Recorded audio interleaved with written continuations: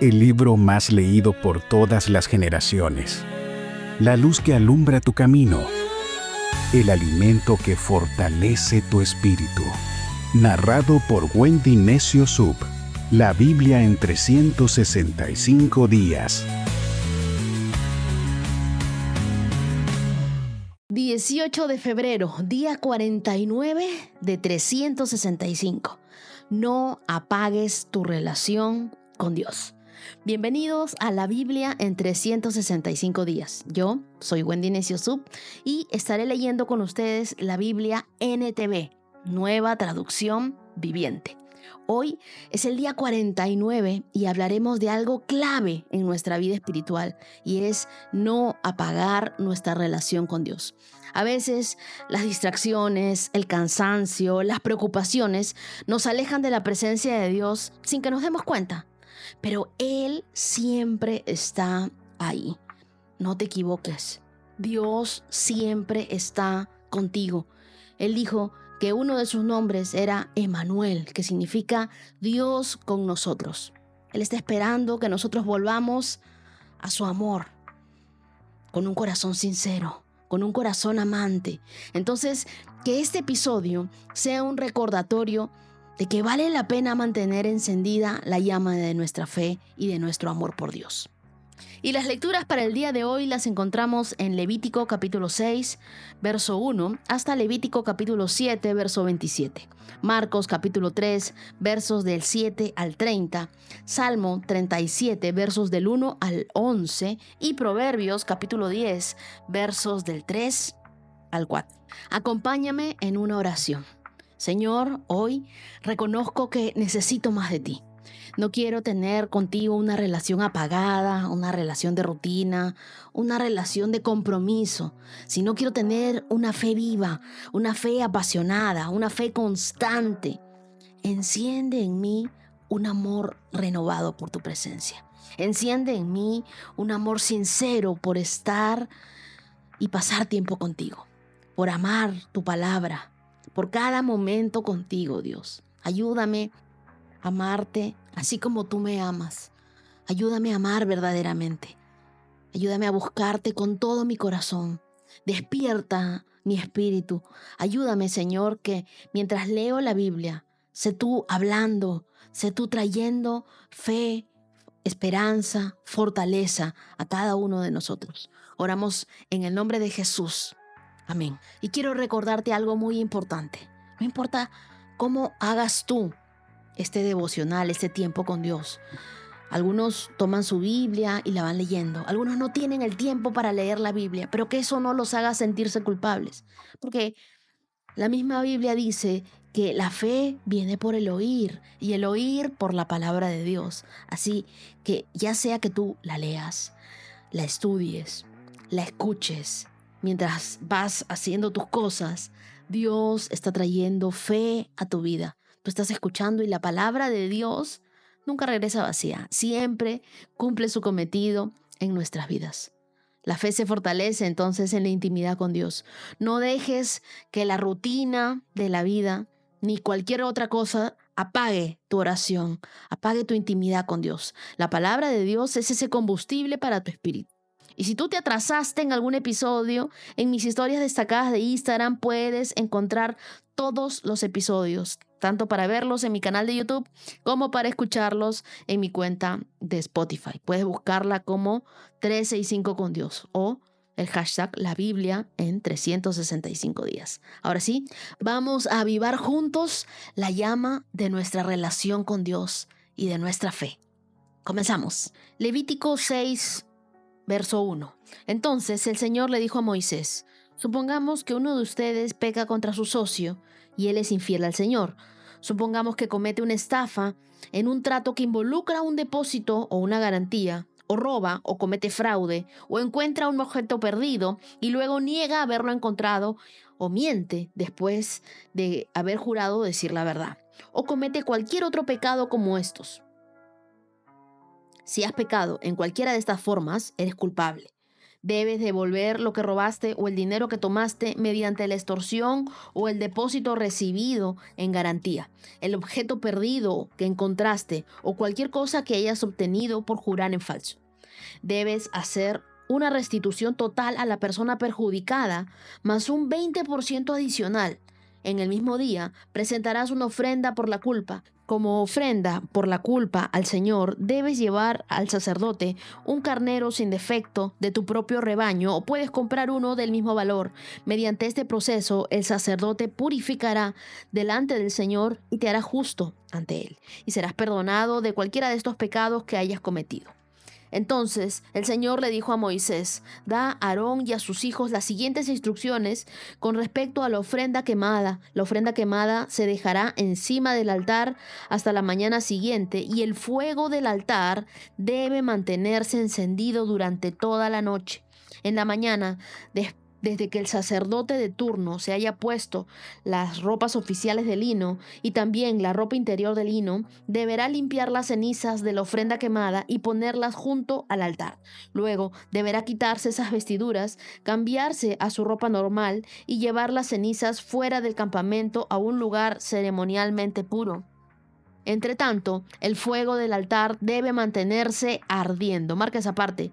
Nunca debe apagarse. Cada mañana el sacerdote le echará leña nueva al fuego. ¿Cuándo? Cada mañana el sacerdote le echará leña nueva al fuego. Por eso es que nosotros no tenemos un devocional una vez cada semana, una vez cada mes, sino que cada día buscamos tener comunión con Dios. Dice, cada mañana lleva leña nueva al fuego. Luego acomodará la ofrenda quemada sobre él y también quemará la grasa de las ofrendas de paz. Recuerden, el fuego del altar debe siempre estar encendido y nunca debe apagarse. Marca también ese verso 13. Estas son las instrucciones con respecto a la ofrenda de grano. Los hijos de Aarón deben presentar esta ofrenda al Señor delante del altar. El sacerdote de turno tomará de la ofrenda de grano un puñado de harina selecta humedecida con aceite de oliva junto con todo el incienso. Quemará esta porción representativa sobre el altar como un aroma agradable al Señor. Aarón y sus hijos pueden comer el resto de la harina, pero debe ser horneada sin levadura y comida en un lugar sagrado dentro del atrio del tabernáculo. Recuerden, nunca se debe preparar con levadura. Se le ha dado a los sacerdotes como una porción de las ofrendas especiales que me presenten. Al igual que la ofrenda por el pecado y la ofrenda por la culpa, la ofrenda del grano es sumamente santa. Cualquiera de los descendientes varones de Aarón podrá comprar de estas ofrendas especiales presentadas al Señor. Es su derecho perpetuo de generación en generación. Cualquier persona o cosa que toque estas ofrendas quedará consagrada.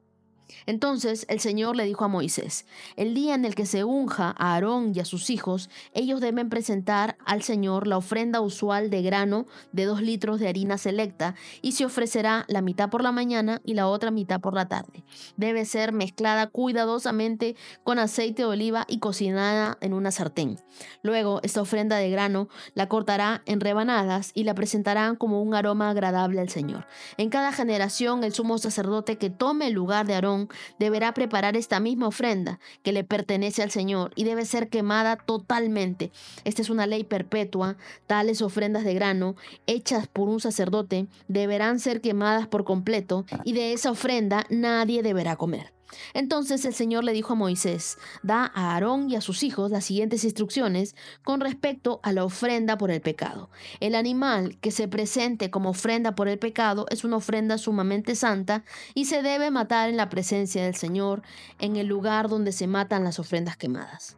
El sacerdote que ofrezca el sacrificio como una ofrenda por el pecado deberá comer su porción en un lugar sagrado dentro del atrio del tabernáculo. Toda persona o cosa que toque la carne del sacrificio será santa. Si la sangre del sacrificio llegara a salpicar la ropa de la persona, la ropa manchada deberá lavarse en un lugar sagrado. Si se usa una olla de barro para hervir la carne del sacrificio, luego habrá que romperla. Si se usa una olla de bronce, esta deberá ser restregada y bien enjuagada. Cualquier varón de la familia del sacerdote podrá comer de esta ofrenda, porque es sumamente santa. Sin embargo, la ofrenda por el pecado no se deberá comer si su sangre fue llevada al tabernáculo como ofrenda para purificación en el lugar santo.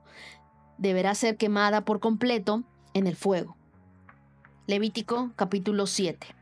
Estas son las instrucciones para la ofrenda por la culpa, la cual es sumamente santa. El animal sacrificado como ofrenda por la culpa se debe matar en el lugar donde se matan las ofrendas quemadas y su sangre debe ser salpicada por todos lados.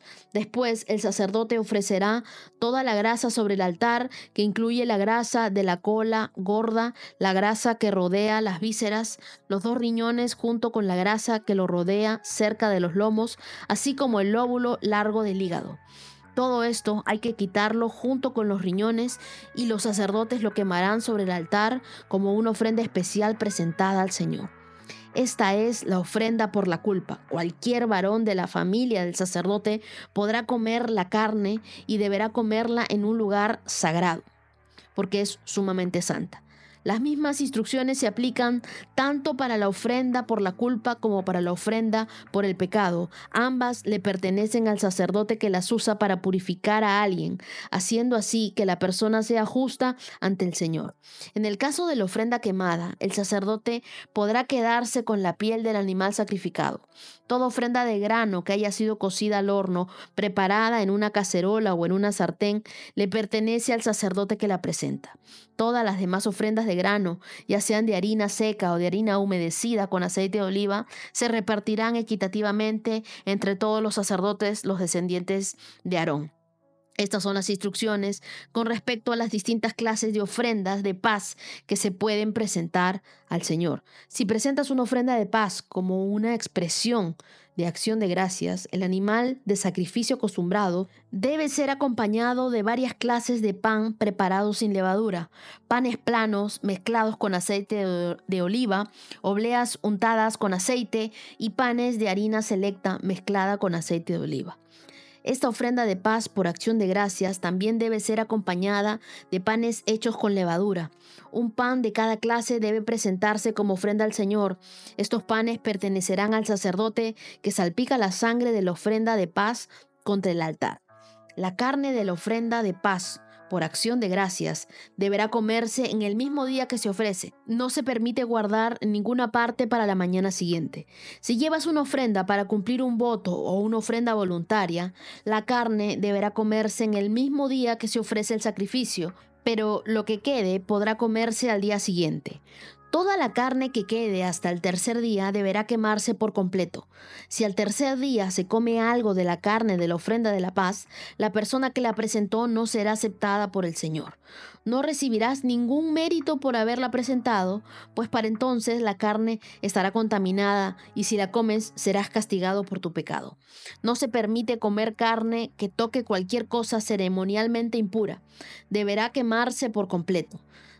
Se permite comer el resto de la carne, pero solo los que queden ceremonialmente puros. Si quedas ceremonialmente impuro y comes carne de una ofrenda de paz que se presentó al Señor, serás excluido de la comunidad. Si tocas cualquier cosa que sea impura, ya sea contaminación humana o un animal impuro o cualquier otra cosa impura y detestable, y luego comes la carne de una ofrenda de paz presentada al Señor, serás excluido de la comunidad. Después, el Señor le dijo a Moisés: da las siguientes instrucciones al pueblo de Israel. Nunca deberás comer grasa, ya sea de ganado, de oveja o de cabra. Nunca deberás comer la grasa de un animal encontrado muerto o despedazado por animales salvajes, aunque puede usarse para cualquier otro propósito. Cualquiera que coma la grasa de un animal presentado como ofrenda especial al Señor será excluido de la comunidad. Donde sea que vivas, nunca deberás consumir la sangre de ningún ave o animal. Todo el que consuma la sangre será excluido de la comunidad. Hasta ahí. Nunca pensé que podríamos encontrar tanta enseñanza en el libro del Levítico. Yo reconozco que durante mucho tiempo que leía la Biblia, el libro del Levítico, lo pasaba y lo postergaba y casi siempre utilizaba uno que otro versículo, pero nunca el pasaje en todo su contexto para entender a qué se refería el Señor. Y bueno, me he llevado grandes sorpresas. Levítico 6, por ejemplo, del verso 1 al 7, nos muestran que el pecado no solo se confiesa, sino también debe haber restitución. No basta con pedir perdón, porque el daño causado debe repararse. Y es terrible sentirse estafado, ¿no? A mí me sucedió, por ejemplo, con unos libros. Me contactó un dije cristiano, me hizo enviarle 30 libros, pagué la movilidad, envié todos mis libros de 40 días de amistad con Dios y de pronto me bloqueó de redes sociales. Ya no había forma de comunicarme con él. Me dijo, bueno, hermana, estamos en pandemia, es una época difícil. Estábamos en el 2022, ya habían pasado 2 años de pandemia y me cerró, simplemente dejó de pagarme y yo dejé regalados esos 30 libros. Yo me imagino que los libros cumplieron su cometido y deben haber bendecido a las personas a las que llevó a sus manos. Pero él a mí me estafó. Entonces, ¿qué sucede cuando uno siente que lo traicionan, que traicionan tu confianza, te bloquean y no cumplen con lo que te dijeron que iban a cumplir, con el depósito? Uno se siente, perdí, ¿no? Ay, me ha ido mal. Pero ¿sabes qué? Lo mejor que podemos hacer en esos momentos es entregárselo a Dios y que Él sea tu justicia. Dios es mi proveedor y también es tu proveedor, así que Él se encargará de multiplicarnos a nosotros que hemos sido estafados en algún momento. Cuando nosotros pecamos contra alguien, también pecamos contra Dios. Entonces, la restauración implica arrepentimiento genuino y acción de reparar el daño. Y en el verso 13 me encanta la forma en cómo Dios nos recuerda que nosotros debemos mantener la llama encendida.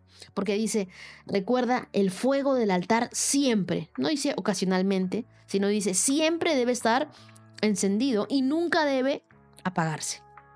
Por eso el título de este día es No apagues tu relación con Dios. Es muy fácil apagar tu relación con Dios, pero tu fuego, tu comunión con Dios, no debe enfriarse. El fuego en nuestra vida espiritual debe ser avivado cada día. Cuando más lejos te sientas de Dios, es cuando más necesitas correr a sus brazos y abrazarte de Él. Dios enciende el fuego en ti, sí, pero tú debes mantenerlo encendido. Debes volver a tu primer amor, porque esa es una decisión de cada día. La llama de la fe debe ser alimentada. ¿Cómo? Con la palabra de Dios, con la oración, con la comunión. Entonces, arde otra vez en fuego de una manera inextinguible. Que las pruebas no puedan apagar el fuego que tú tienes por Dios. Que tu llama no sea una llama intermitente, que sea un fuego ardiente, constantemente, que lo enciendes cada día. Cuando tú ardes por Dios, el mundo verá que hay luz en tu vida y allí comenzarán a creer. El libro de Levítico, capítulo 7, verso 12, nos habla sobre las ofrendas de paz que se dan como una expresión de gratitud. Cuando uno está agradecido con Dios, uno quiere dar una ofrenda y esa ofrenda es adorar a Dios, pero no por lo que tú esperas recibir, sino por lo que Él ya ha hecho. Y es lo que nos dice Levítico 7, 12. Si presentas una ofrenda de paz, que sea una expresión de acción de gracias. Dios no busca perfección en nosotros, sino un corazón dispuesto a obedecer y un corazón dispuesto a ser transformado. Vamos a leer Marcos capítulo 3, verso 7. Jesús fue al lago con sus discípulos y una gran multitud lo siguió. La gente llegaba de toda Galilea, Judea, Jerusalén, Idumea, del oriente del río Jordán y de lugares tan al norte como Tiro y Sidón. Las noticias sobre sus milagros corrían por todas partes y una enorme cantidad de personas llegó para verlo. Jesús encargó a sus discípulos que prepararan una barca para que la multitud no la apretujara. Ese día sanó a tanta gente que todos los enfermos empujaban hacia adelante para poder tocarlo. Y cuando los que estaban poseídos por espíritus malignos lo veían, los espíritus los arrojaban al suelo frente a él y gritaban: «Tú eres el Hijo de Dios». Pero Jesús ordenó severamente a los espíritus que no revelaran quién era él. Tiempo después, Jesús subió al monte y llamó a los que quería que lo acompañaran. Todos ellos se acercaron a él. Luego nombró a 12 de ellos y los llamó sus apóstoles. Ellos lo acompañarían y lo enviarían a predicar, les darían autoridad para expulsar demonios. Estos son los 12 que escogió: Simón, a quien llamó Pedro; Santiago y Juan, los hijos de Zebedeo, a quienes Jesús apodó hijos del trueno; Andrés, Felipe, Bartolomé, Mateo, Tomás, Santiago, hijo de Alfeo, Tadeo, Simón el celote, Judas Iscariote, quien después lo traicionó. Cierta vez, Jesús entró en una casa y las multitudes empezaron a juntarse nuevamente. Pronto, ni él ni sus discípulos encontraron un momento para comer. Como sus familiares oyeron lo que sucedía, intentaron llevárselo. Está fuera de sí, decían. Pero los maestros de la ley religiosa que habían llegado de Jerusalén decían: está poseído por Satanás, el príncipe de los demonios. De él recibe el poder para expulsar los demonios. Jesús los llamó para que se acercaran y respondió con ilustración. ¿Cómo puede Satanás expulsar a Satanás?, preguntó. Un reino dividido por una guerra civil acabará destruido. De la misma manera, una familia dividida por peleas se desintegrará. Si Satanás está dividido y pelea contra sí mismo, ¿cómo podrá mantenerse en pie? Nunca sobreviviría. Permítanme darles otra ilustración. ¿Quién tiene suficiente poder para entrar en la casa de un hombre fuerte y saquear sus bienes? Solo alguien aún más fuerte y alguien que pudiera atarlo y después saquear su casa. Les digo la verdad, cualquier pecado y blasfemia pueden ser perdonados, pero todo el que blasfeme contra el Espíritu Santo jamás será perdonado. Este es un pecado que acarrea consecuencias eternas. Les digo esto porque ellos decían: está poseído por un espíritu maligno. Aquí vemos en Marcos capítulo 3 que Jesús atraía gente con su poder, con su amor, pero no todos venían por las razones correctas. Algunos solamente querían sanidad, otros querían ser liberados, otros querían milagros, pero pocos estaban listos para seguirle y seguirle con un compromiso genuino. Y es que no basta con buscar a Dios por lo que Él puede hacer por nosotros, sino debemos seguirle por quién es Él. Él es Dios, Él es nuestro Salvador. Jesús no busca seguidores, Él busca discípulos comprometidos. Cualquiera puede ser un admirador, incluso tenemos admiradores confundidos, pero seguir a Jesús requiere determinación, requiere compromiso, requiere entrega, que tú rindas tu vida. En el verso 20 vemos cómo la familia no entendía la misión de Jesús. En los versos 20 y 21. Y comenzaron a decir sus familiares, ¿no? Oyeron lo que sucedía e intentaron llevárselo a Jesús. Imagínate. Porque no todos entenderán el llamado de Dios en tu vida. Y nosotros debemos estar firmes. Así que sigue adorando a Dios, aun cuando tengas oposición en casa. Aun cuando gente de tu familia no crea en tu cambio. Sigue orando, sigue perseverando, sigue leyendo la Biblia. Aunque tú creas que nada está sucediendo y la gente te insulte, diga: no, esta persona tiene mal carácter, ¿para qué lee la Biblia? Por las puras es. La mayor oposición de Jesús no vino de los pecadores, sino vino de gente religiosa, de gente que no tenía el corazón en Dios. Yo tengo una amiga que su mamá, cuando ella recién comenzó a conocer de Dios, no la dejaba leer la Biblia, le botaba sus discos con canciones de Marcos Witt que decían: renuévame. Y ella, a pesar de todo, continuó orando por su mamá y decía: en algún momento esto va a cambiar, en algún momento dejaré de tener esta oposición en casa. ¿Y saben qué sucedió? El día de hoy mi amiga es casi una pastora y su mamá es una de mis mejores intercesoras en el equipo. Yo quiero decirte algo. Quizá el día de hoy tú ves muy grande la oposición que tienes en casa. Muy difícil que se restaure tu familia porque hay peleas. Y el mismo Jesús decía que una casa dividida no prevalecerá. Pero nosotros tenemos que orar porque Dios es un Dios de restauración. Dios puede traer restauración y que se vuelva en el corazón de los padres a los hijos y de los hijos a los padres. Dios puede hacer que eso que el día de hoy es un gigante de una posición tremenda, el día de mañana sea parte de tu testimonio. Pero no apagues tu relación con Dios. Que nada de lo que pueda oponerse a tu relación con Dios haga que tú te apagues, que tú dejes de buscar a Dios, que tú dejes de creer, que dejes de confiar. Porque por una persona, por el error de una persona, por la falla de una persona, nosotros no podemos dejar de confiar en un Dios que es fiel, en un Dios que nunca nos falla, en un Dios que siempre nos ha mostrado su amor.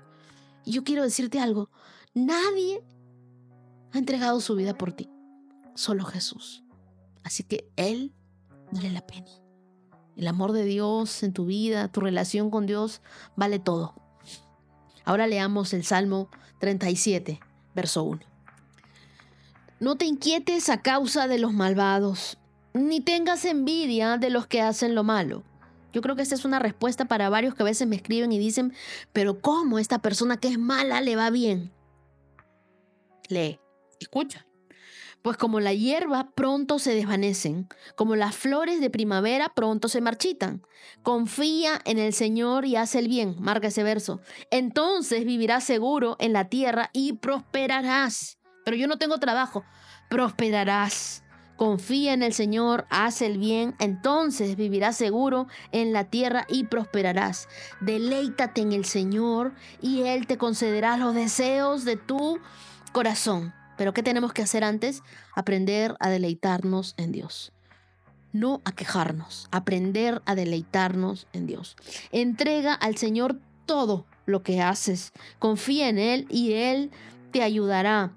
Él te hará resplandecer tu inocencia como al amanecer, y la justicia de tu casa brillará como sol de mediodía.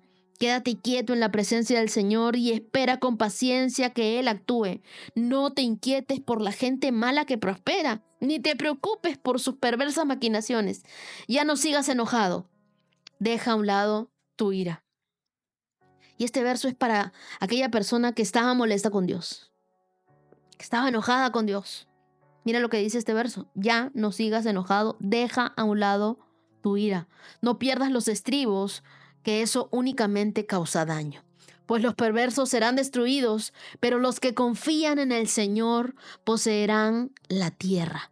Pronto los perversos desaparecerán. Por más que los busques, no los encontrarás. Los humildes poseerán la tierra y vivirán en paz y prosperidad. Yo pienso que aquí el Señor nos lo volvió a poner en el verso 11 por si habían quedado dudas del verso 3, de que viviríamos en esta tierra y que prosperaríamos. Y luego nos dice, vivirás en paz y prosperarás. Este Salmo 37 te va a encantar porque es un hermoso recordatorio de que Dios es fiel y que también es justo. Dios nos llama a confiar en Él en medio de una injusticia y también nos llama a vivir con paciencia. ¿Cuánto nos cuesta, verdad? Vivir con paciencia, porque vemos que los malvados prosperan, vemos que les va bien y decimos, ¿y yo cuándo, Dios? Los primeros 11 versículos del Salmo 37, David nos enseña a no preocuparnos por los malvados, a aprender a deleitarnos en el Señor y a vivir con mansedumbre. No te preocupes por los perversos. No tengas envidia de aquellos que hacen lo malo. Dice, como la hierba, se marchitarán, desvanecerán. David nos recuerda que el éxito de los malvados es temporal. A veces parece que los injustos prosperan, pero su destino final está en las manos de Dios. No dejes que la aparente prosperidad de los que hacen mal robe tu paz. Recuerda que Dios es juez justo y al final Él traerá justicia en su tiempo perfecto. La injusticia puede parecer fuerte hoy, pero no es eterna. Dios siempre tiene la última palabra en tu vida. Por eso los versos 3 y 4 nos dicen, confía en el Señor, haz el bien, entonces vivirás seguro. ¿Tú quieres vivir seguro? Confía en el Señor. Esa es la clave. No enfocarnos en los problemas, sino en Dios. Cuando nuestra satisfacción está en Él, nuestros deseos se alinean con su voluntad. Y Dios no promete darnos cualquier deseo, sino transformar nuestro corazón para desear lo correcto. Cuando Dios es tu deleite, sus planes se convierten en tu mayor recompensa. Entonces, la verdadera felicidad no está en lo que nosotros obtenemos, sino en quién tenemos. A Jesús. Nosotros tenemos a Jesús. Versos del 5 al 6 nos habla de entregarle a Dios todo lo que hacemos. Cuéntale todo a Dios y Él te ayudará a resplandecer, te ayudará a brillar. Él será tu justicia. Nos habla de rendir nuestra vida a Él, que significa dejar de intentar controlarlo todo y confiar en que Dios se encargará de todo mejor que nosotros. Cuando tú pones tu vida en manos de Dios, Él se encarga de defenderte, de ayudarte, y la verdad siempre prevalecerá. Su justicia brilla como el sol, dice la Biblia. Así que Dios nunca llega tarde. Si tú confías en Él, verás su gloria en el momento perfecto. ¿Pero qué tenemos que hacer nosotros? Respira, respira. Versos 7 y 8 dice, espera pacientemente en Dios. Quédate quieto en la presencia de Dios. Espera con paciencia que Él actúe. No te inquietes. Me gusta mucho la forma en cómo lo dice el Salmo 37. Primero nos dice quédate quieto y luego nos dice no te inquietes. Entonces, esperar en Dios no significa inactividad. Significa confianza absoluta en Dios. La impaciencia y la ira solamente dañan, pero la fe es la que nos da la paz para seguir esperando con paciencia. Y es como cuando uno va a hacer un viaje. Tú tienes el pasaje en tu mano, pero todavía no estás montado en el avión. Pero todavía no has hecho maletas. Pero todavía no has ido a ese destino soñado. Pero tienes el pasaje en tu mano. Entonces sabes que en algún momento vas a ir a ese lugar. ¿Qué es lo que tienes que hacer? Esperar con paciencia. ¿Cuánto tiempo a veces tenemos que esperar para subirnos a un avión? ¿Cuánto tiempo? Horas, ¿verdad? Entonces, la Biblia te está diciendo aquí, aprende a esperar, pero espera con paciencia. Hay quienes dicen, pero yo estoy esperando años. A veces, el mejor acto de fe es simplemente esperar en Dios. Él sabe lo que está haciendo. Su plan es perfecto. Y la fe no es entenderlo todo, es confiar en que Dios ya lo entendió todo por ti. Y ya Él hizo todo por ti. A ti solo te toca esperar. Llegará el momento en el que estemos sentados en ese avión, dirigiéndonos hacia nuestro destino y recordemos, estoy aquí porque aprendí a esperar en Dios. Proverbios 10, 3 y 4 dice, el Señor no dejará que el justo pase hambre. Márcalo allí. Pero se niega a satisfacer los antojos del perverso. Los perezosos pronto se empobrecen y los que se esfuerzan en su trabajo se hacen ricos. Dios es un proveedor fiel para aquellos que caminan en justicia. Este verso no significa que los justos nunca enfrentarán dificultad o escasez, sino que Dios cuida y sustenta a quienes confían en Él. Así que si tú eres uno de ellos, recuerda lo que leímos hace un mes en Mateo capítulo 6, verso 26. Mira, los pájaros no plantan, no cosechan, ni guardan comida en sus graneros, porque el Padre Celestial los alimenta. Si tú buscas a Dios y vives en integridad, Él suplirá lo que realmente necesitas, aunque no siempre sea de la forma como tú esperas. A nosotros nos corresponde hacer nuestra parte, como dice el verso 4, esforzarnos en nuestro trabajo. Así que con esfuerzo, con diligencia, dedicado en tu trabajo, la Biblia dice que la prosperidad viene en camino. Confía en Dios como tu proveedor, pero haz tu parte siendo diligente. Evita la pereza y busca crecer cada día en tu relación con Dios. Día 49, check. Me emociona pensar que mañana estamos llegando ya al día 50 y lo vamos a celebrar en todas nuestras redes sociales. Dile al mundo que estás leyendo la Biblia, ya vienes 50 días leyendo la Biblia. Nos quedan otros 315 días, pero vamos por buen camino. Los cumpleaños son una hermosa oportunidad para celebrar la vida y las bendiciones de Dios. Y a partir de ahora los saludos del podcast serán exclusivos para quienes forman parte activa de esta comunidad. Si tú quieres recibir un saludo especial, asegúrate de escribirme en mis redes sociales porque no siempre estoy revisando los comentarios. Así que gracias a todos por ser parte de esta familia de fe. Y antes de cerrar este episodio, quiero tomarme un momento para celebrar la vida de quienes hoy cumplen un año más. para bendecirlos, que Dios los llene de amor, de propósito, de alegría en este nuevo año. Feliz cumpleaños, Sofía Boero, desde Buenos Aires, Argentina. Que Dios multiplique su gracia en tu vida y te sorprenda con nuevas oportunidades. Feliz cumpleaños a Marco Ávila, hasta Honduras. Te envío un fuerte abrazo y que este nuevo año esté lleno de crecimiento y de muchas bendiciones. Feliz cumpleaños para Natalie García, que la presencia de Dios te guíe cada día y que su favor esté contigo en todo lo que tú emprendas.